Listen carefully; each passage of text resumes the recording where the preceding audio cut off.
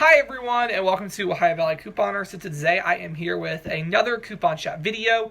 This was requested by Kaylee Parent, and it's all about resale. And I really think resale is a very important topic to talk about, and it's very controversial. So, I'm going to give you my own personal opinion. You don't have to agree with it. You can think different, and that's totally fine. I don't really know if there is a clear answer anywhere for it, but I have my own opinion. So we're just going to go down the line and talk about all those. So first up, we are going to talk about reselling your stockpile. Okay, so if you don't know what resale is, let me get a product to kind of show you what we're talking about here. It's over here on my filming table. If I can get to it. Okay, so L'Oreal conditioner. L'Oreal conditioner.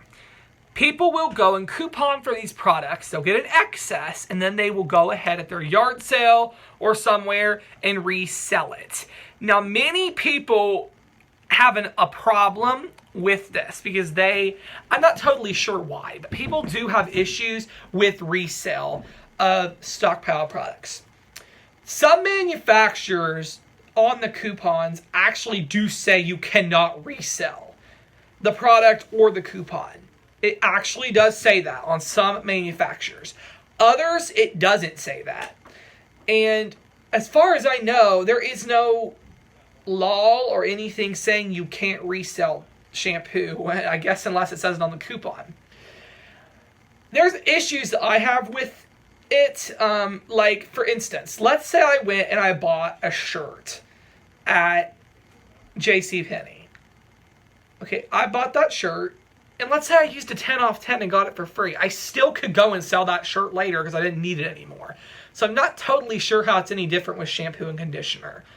I guess if people make a business out of it and are like selling every single week over at the flea market, that might be one thing.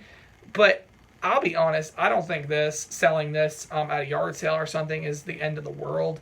As long as you're following what the manufacturer says on the coupon. If the manufacturer says on that coupon, do not resell product, then don't resell the product. If it doesn't say that, I think you're fine, as long as there's no local laws in your area or anything.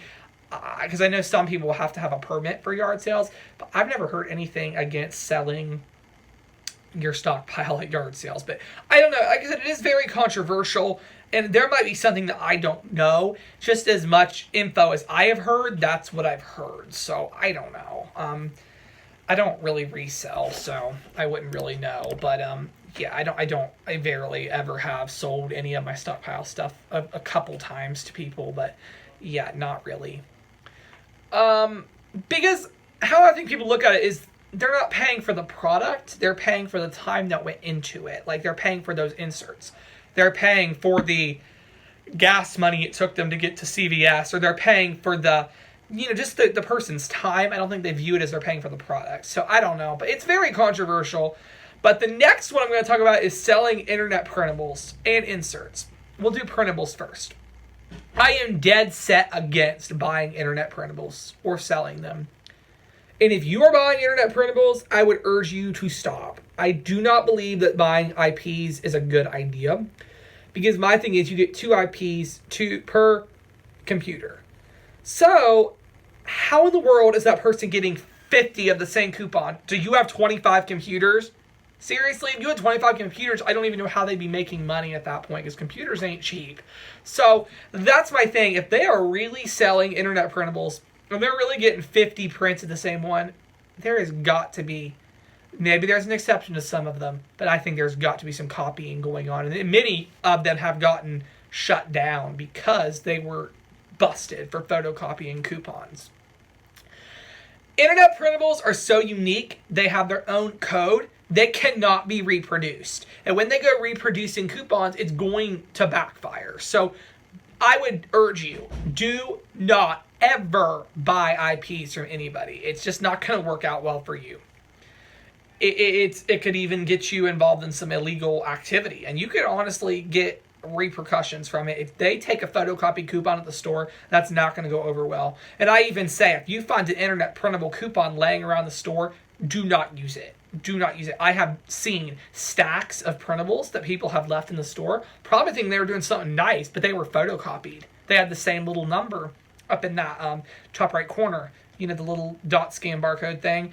And, that is a no-no. You can never, ever, ever use a photocopied coupon. It's one per use on those. So, yeah, I would never tell anyone to trust an IP Fairy. Not saying there aren't good ones out there, but I still don't trust it. As for inserts, I don't think you can photocopy an insert. I do question, where do the coupons come from? But this is more believable for me, that the whole inserts that people buy are legitimate, because, well, let's think about it. Maybe the newspaper doesn't sell all of them or something, and they've made a deal. We're going to give you our non-sold papers for you, and they can go resell it later.